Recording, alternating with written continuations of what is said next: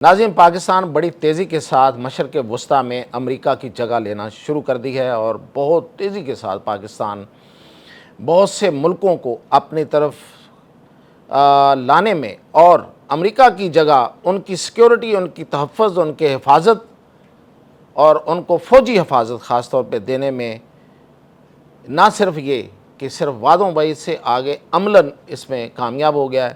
کن کن ملکوں کا تحفظ اب پاکستان لے رہا ہے اور امریکہ کی جگہ اب پاکستان نظر آئے گا، یہ ایک بڑی اہم ڈیولپمنٹ ہے، اہم پیش رفت ہے میاں طاہر۔ دیکھیں، سب سے پہلے تو یہ باتیں آج سے سال پہلے، 2 سال پہلے، سال پہلے، 2 سال بھی بہت دور ہے، سال پہلے تو ایک مذاق لگتی تھی، لیکن جو مئی کی جنگ ہوئی اس کے بعد پھر یہی باتیں جو ہیں وہ لوگوں کے دل کو لگنے لگیں۔ پھر لوگوں نے سوچا کہ شاید ایسا ہو سکتا ہے، لیکن ابھی کہاں ہو سکتا ہے بھائی، کہاں امریکہ، کہاں پاکستان۔ اللہ معاف کرے، کچھ لوگوں نے، کچھ دل کے جن کے اندر کینہ رہتا ہے ہمیشہ پاکستان کے لیے، انہوں نے تو یہ فکرہ بھی استعمال کیا کہ کہاں پدی کا شوربہ، کہ ایک طرف امریکہ جیسی سپر پاور اور اس کو ریپلیس کرے گا پاکستان۔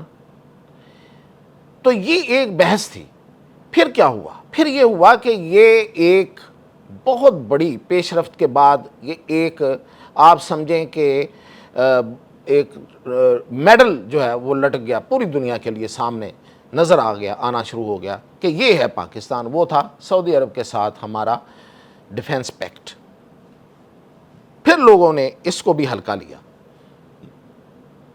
اور لوگوں نے کہا، یعنی کہ پوری دنیا میں لوگوں نے یہ کہا کہ ہاں یہ ایک معاہدہ ہے، سعودی عرب نے ایک لیول پہ پاکستان کو رکھا ہے، لیکن وہ امریکہ کو ساتھ رکھے گا۔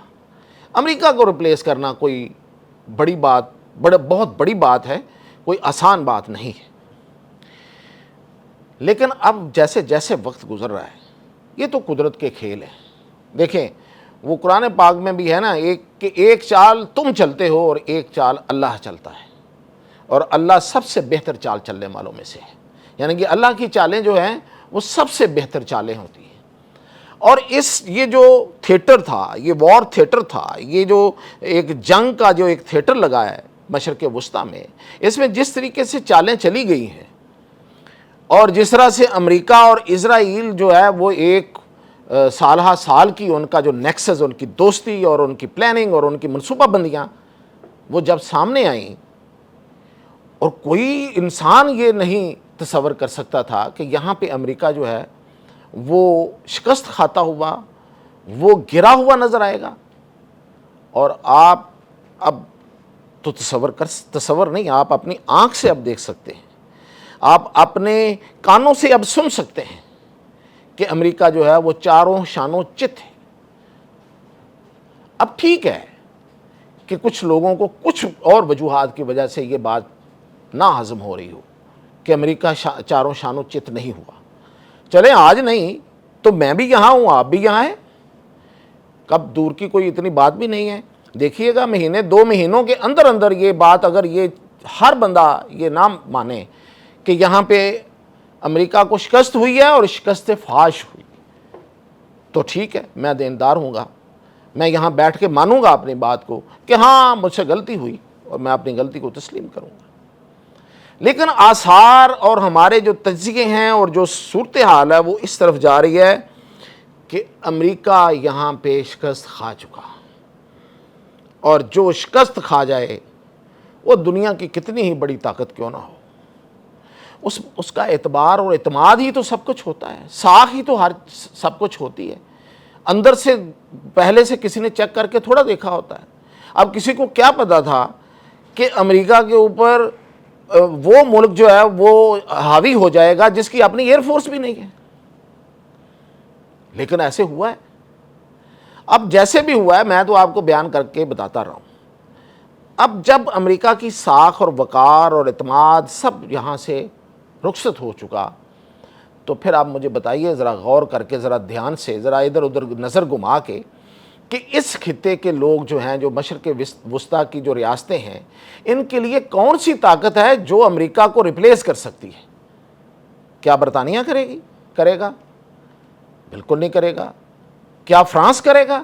ہاں کسی حد تک اس کا اثر رسوخ ہے، لوگ آج بھی اس کی طرف کہیں دیکھتے ہیں، لبنان جیسے ملک، لیکن وہ کسی کی سیکورٹی نہیں آ کے یہاں کر سکتا، اس لیے کہ سیکورٹی کرنے کے لیے اسرائیل کی مخالفت کرنا پڑتی ہے۔ تو اسرائیل کی مخالفت جو ہے، اگر عربوں نے اپنی حفاظت کس کے خلاف لینی ہے؟ دو ہی ملک اب رہ گئے ہیں، یعنی کہ عرب یا تو اسرائیل ان کا دشمن ہے اور مخالف ان کا ایران ہے۔ اب بہت سے ملکوں کے ساتھ اس کی مخالفت جو ہے وہ ختم بھی ہوتی جا رہی ہے، اور وہ ختم کرنا بھی چاہتا ہے، وہ ملک بھی ختم کرنا چاہتے ہیں، لیکن ایک فرکشن تو ہے، ایک مخاصمت تو رہے گی۔ یہ تو نہیں ہو سکتا کہ فوری طور پہ شیر و شکر ہو جائیں، گلے لگ جائیں۔ تو ان سب کے درمیان اگر آ کے کوئی کھڑا ہونے کی طاقت رکھتا ہے تو وہ پاکستان ہے۔ اس کی ایک بڑی وجہ یہ ہے کہ وہ ایک ایٹمی قوت ہے، اسلامی ایٹمی قوت ہے، پہلی اور آخری فی الحال اسلامی ایٹمی قوت ہے، اور فاتح ہے، ایک جنگ کا فاتح ہے، اور پھر یہ کہ ایک بڑی فوج ہے، تجربہ کار فوج ہے، قابل اعتماد فوج ہے، مسلمان فوج ہے، اور اسرائیل مخالف فوج ہے۔ اتنی ساری خوبیاں، یہی وجہ ہے، اب میں آپ کو خبر دینے کی طرف آ رہا ہوں کہ یہی وجہ ہے کہ لبنان بھی پاکستان آیا ہے، اور پاکستان کے ساتھ وہ اپنا دفاعی معاہدہ کرنے جا رہے ہیں۔ اس کی تفصیلات جیسے آئیں گی وہ آپ کو میں بتا دوں گا، لیکن یہ خبر ہے کہ دفاعی معاہدہ ہونے جا رہا ہے۔ عمان پاکستان کے ساتھ دفاعی معاہدہ کرنے جا رہا ہے۔ بحرین آلریڈی پاکستان کو ریکویسٹ کر چکا ہے، اور یہ ایم او یو سائن ہو چکا ہے کہ بحرین کے جو پائلٹس ہیں ان کو پاکستان ٹرین کرے گا، اور معاہدہ بھی اگلے مرحلے میں ہو جائے گا۔ اس کے علاوہ قطر کے ساتھ پاکستان کی جو دفاعی معاہدہ ہے اس کی ابتدائی بات چیت بالکل مکمل ہو چکی ہے۔ اس میں صرف ایک ہی مسئلہ تھا جو کہ دور ہو گیا، وہ تھی کہ کہیں سعودی عرب کو اس پہ اعتراض نہ ہو۔ تو سعودی عرب نے جب وزیر اعظم شہباز شریف پچھلے دورے میں سعودی عرب سے ہو کے قطر گئے ہیں، تو دراصل وہ ان سے نوڈ لے کے، ہاں کرا کے کہ ٹھیک ہے آپ کریں، تو وہ ادھر گئے ہیں، تو وہ سارا بھی طے ہو گیا۔ تو اس لحاظ سے یہ جو مشرق وسطیٰ ہے، اس میں پاکستان جو ہے وہ ان ملکوں کے ساتھ دفاعی معاہدے میں آ کے دراصل امریکہ کو ریپلیس کر رہا ہے۔ تیسری وجہ یہ ہے کہ پاکستان کے پاس جو اسلحہ ہے وہ افورڈیبل ہے۔ امریکہ کا اسلحہ تو بوجھ ہی بوجھ ہے، مہنگا ترین اسلحہ، اور چلے نہ چلے، نشانہ بن جائے کسی ایران جیسے ملک ہے، جیسے ملک میں اس لیے کہہ رہا ہوں کہ ایران بہت بڑا ملک ہے، بڑی طاقت ہے، بڑا عزم ہے، بڑا حوصلہ ہے، بڑا دلیر ہے، بڑی جرت ہے، لیکن ان کے پاس جدید اسلحہ تو نہیں ہے، ان کے میزائلوں کا نشانہ بن جائے، ہے نا۔ ویسے سبکی کی بات تو یہ سبکی ہوئی ہے، لیکن پاکستان کا جو اسلحہ وہ جدید اسلحہ ہے، جدید تربیت ہے، اور تجربہ کار اور ماہر فوج ہے۔ تو یہ تھی میرے پاس اپڈیٹ، اجازت دیجیے۔